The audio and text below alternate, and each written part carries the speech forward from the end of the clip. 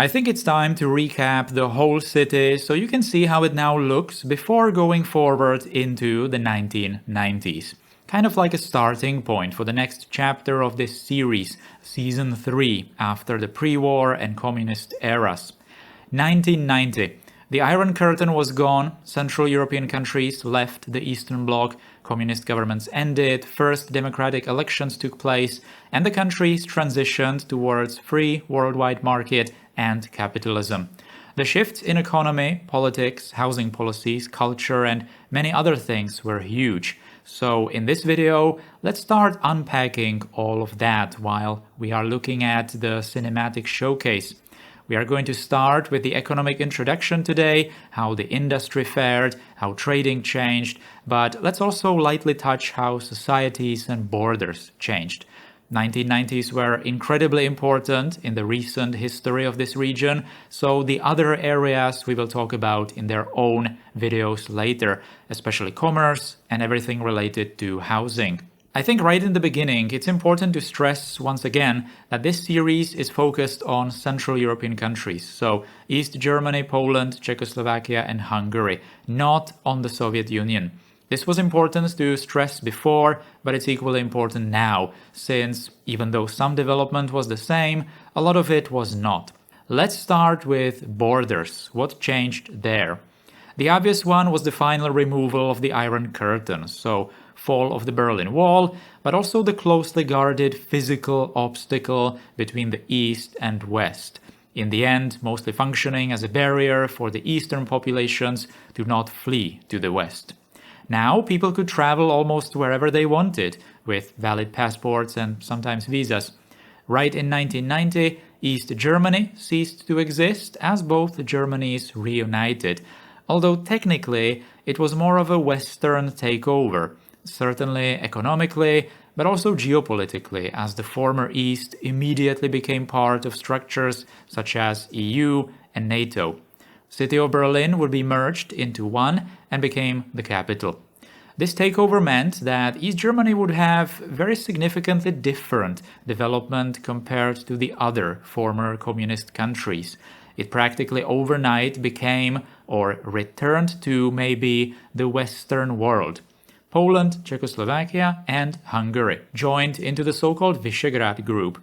It made sense. The countries were somewhat left alone in the world suddenly. They all shared the common intention of trying to be more integrated into the Western economic and political structures, and they all wanted to get rid of the old systems.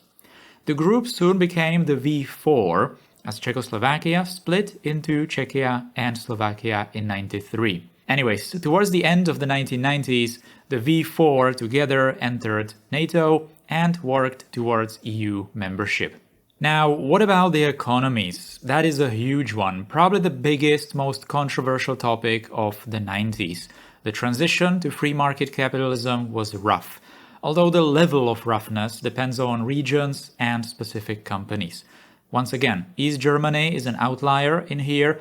The reason is, suddenly, the former East German economy was fully integrated with the West in a single country. So the East not only had to compete internationally, but also heavily domestically.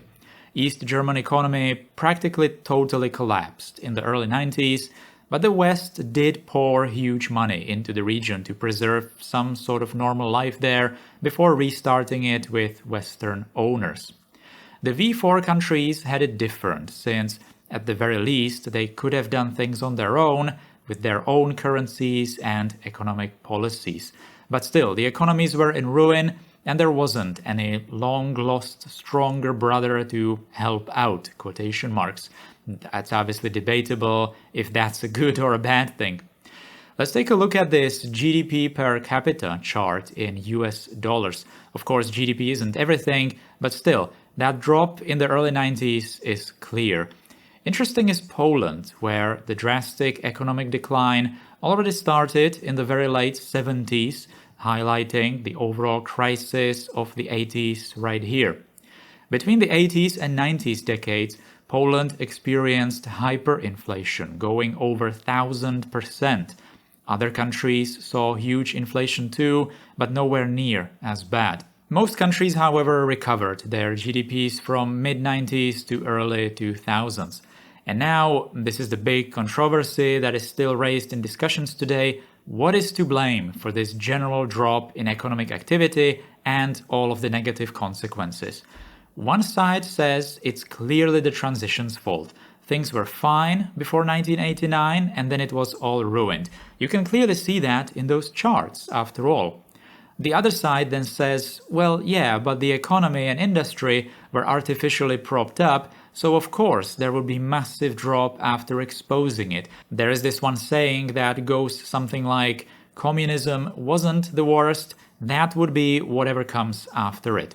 In a way, it can be understood to support both views if you think about it. Let's now focus on the fate of 3 specific Czech companies, vehicle manufacturers, which are perhaps good examples of what happened to companies around the region. It's Czech companies because I can find the most about them. It's going to be Škoda, Tatra and Liaz.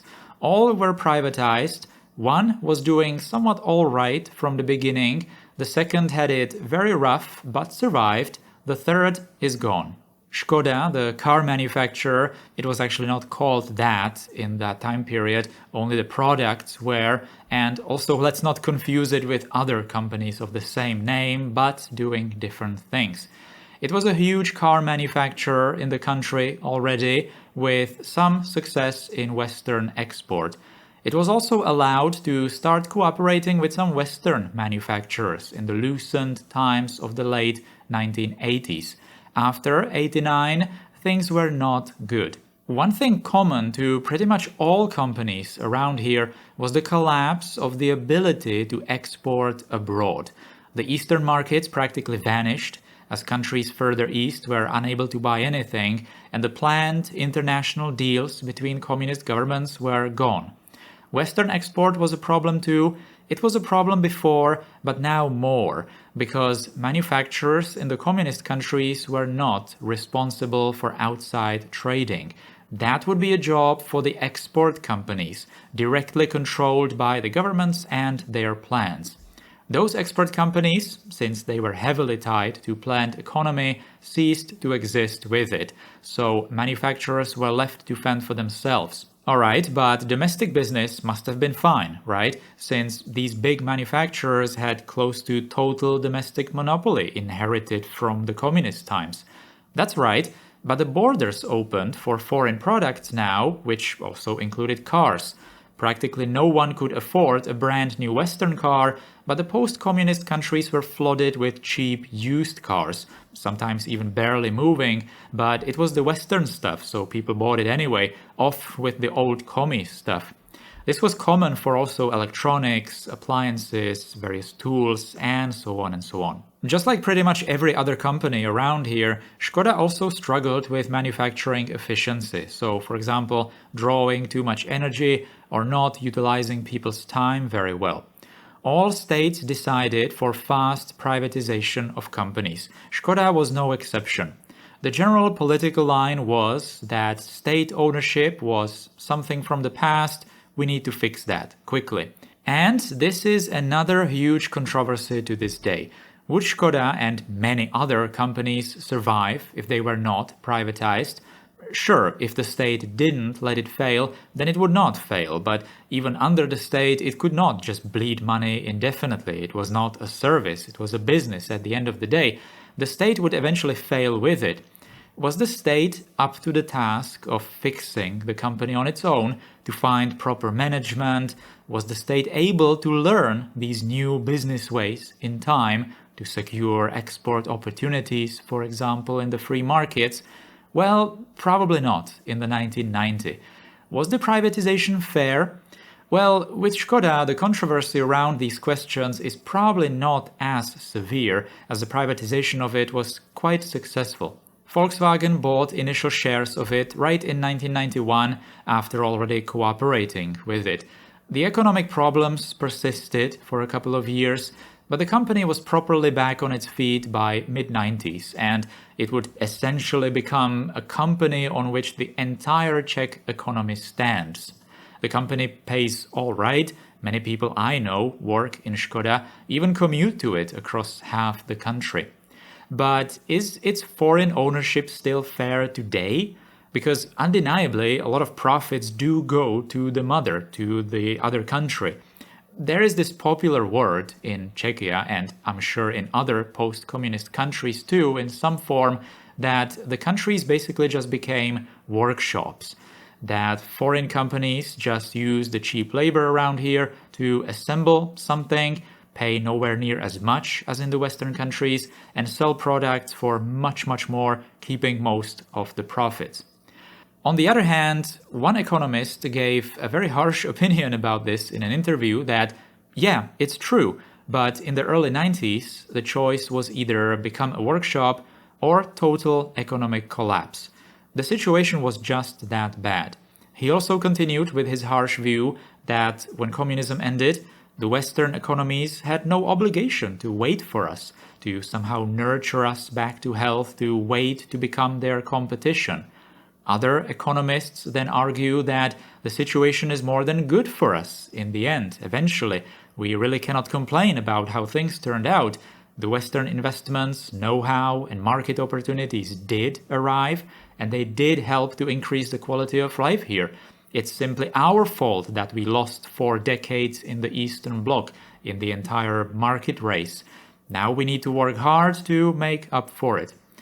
But of course, on the other side of the spectrum, there are also opinions saying how this is all just basically modern slavery or colonialism or something. It's just a big lie. The mothers and original Western countries will never allow us to become their equals, and Central Europe just exchanged masters.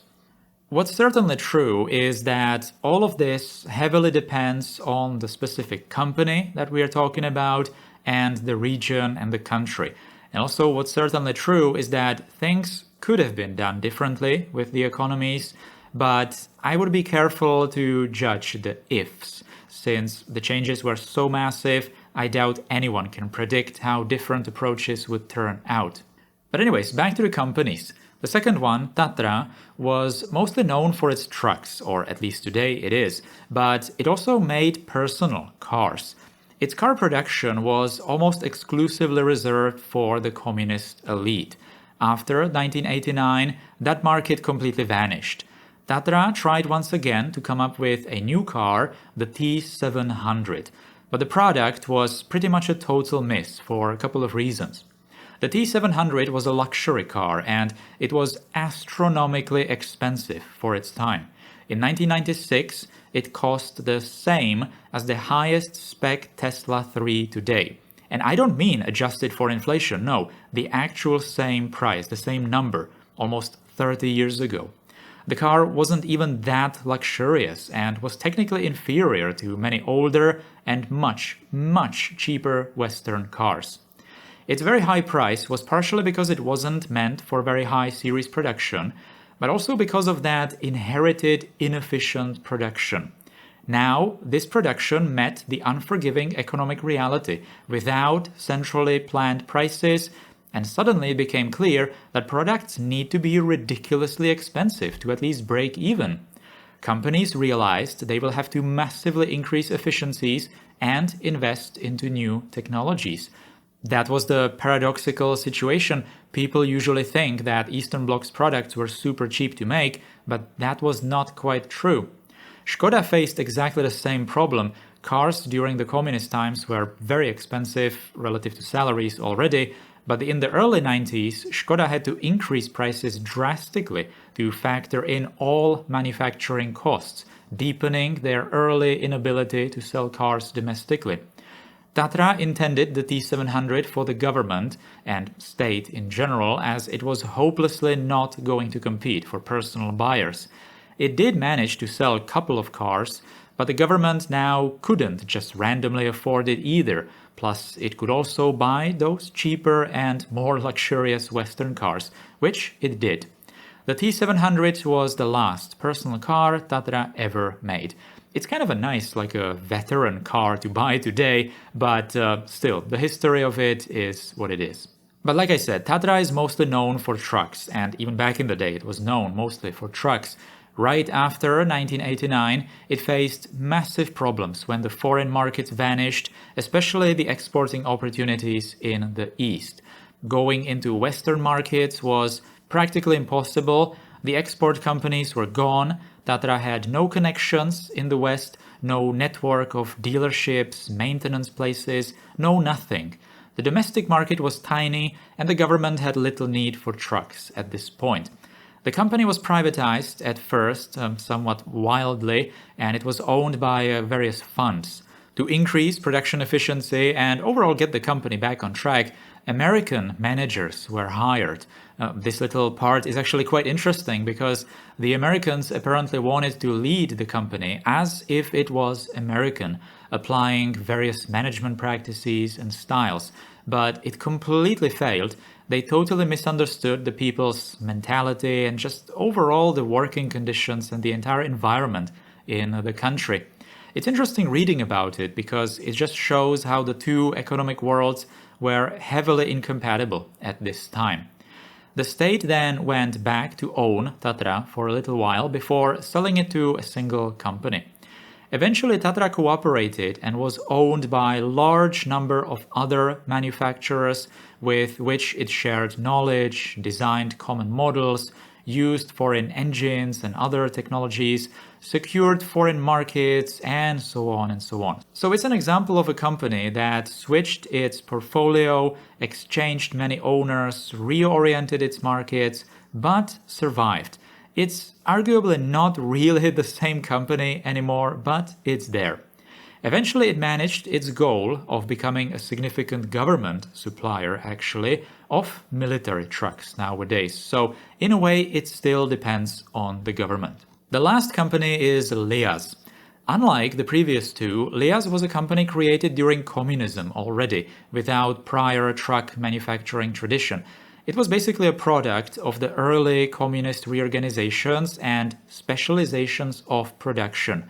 Škoda was initially also making trucks, but it was decided to create a new company for that branch, thus Liaz was born. Completely same story after 1989. Vanishing of foreign markets, inability to secure new orders, and very high production inefficiencies.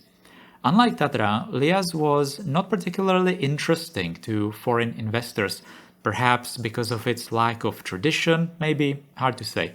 Liaz was eventually bought by Škoda, but actually the other Škoda, the heavy engineering company from Pilsen, not the car manufacturer. But Škoda Pilsen itself had many issues, it was not doing well, could not get enough orders or invest. So Liaz was eventually sold off and bankrupted in 2002. However, Liaz company still does exist today. It's not making anything, but it's part of the Tatra corporate. So it just shows how it's a small world. Yeah, sure, Czechia is just a small country, but it also illustrates how there really weren't many companies around in those times due to the mergers of various companies doing similar things back in the 40s and 50s, as we talked about it long time ago. Many companies in the former communist countries shared the same fate. Some were bought completely by foreign funds or direct competitors. Some kinda sorta stayed at home and had various success. Many others, a lot of others, simply vanished. Companies that were bought by foreign or domestic investors did not necessarily need to do well either. And this is probably one of the biggest points of controversy of the entire 1990s. Especially East German companies that went under after being privatized are sometimes mentioned as simply being bought on the cheap through government connections, various shady practices, and then just dismantled to remove competition. In Czechoslovakia, there is still this big feeling of injustice after huge, mostly engineering companies went under after strange circumstances. Some companies were clearly just bought cheaply, only for their assets to be sold for a lot more and then intentionally left to rot. But some companies were just far too gone to save, unfortunately. When a company goes under, and especially if it's a major employer in a region, especially when a whole residential district was made for it in the planned economy, it hurts.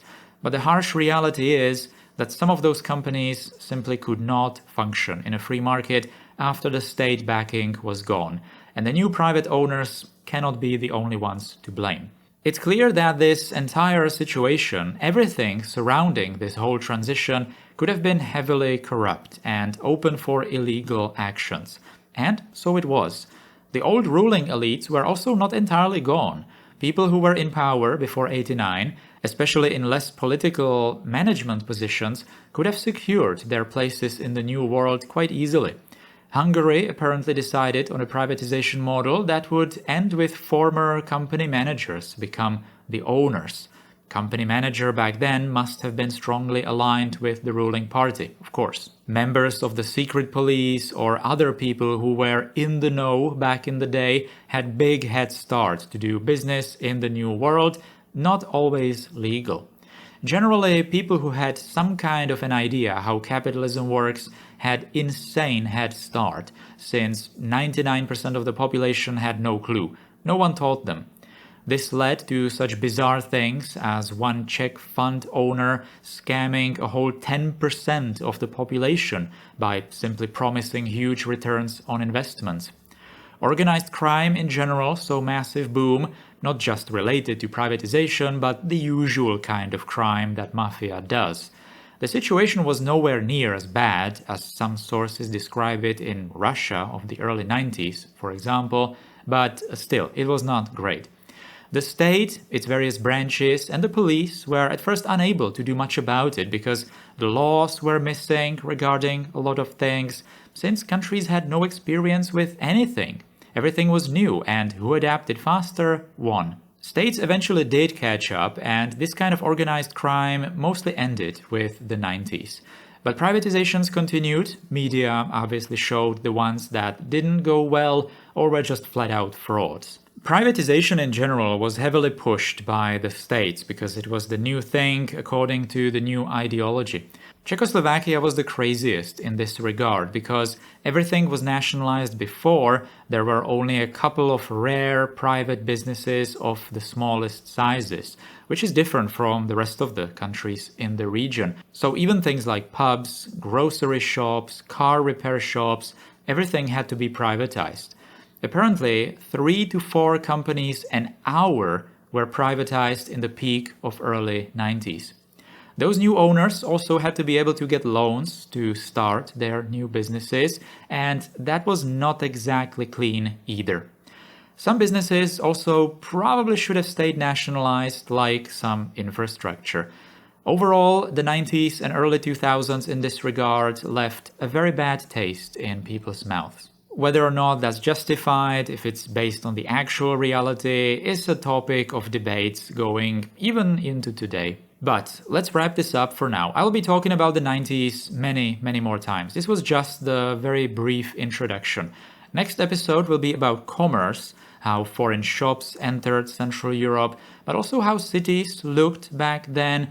Then we will deal with housing, architecture, urbanism, and shifted policies in housing. And I will also make an episode about infrastructure projects.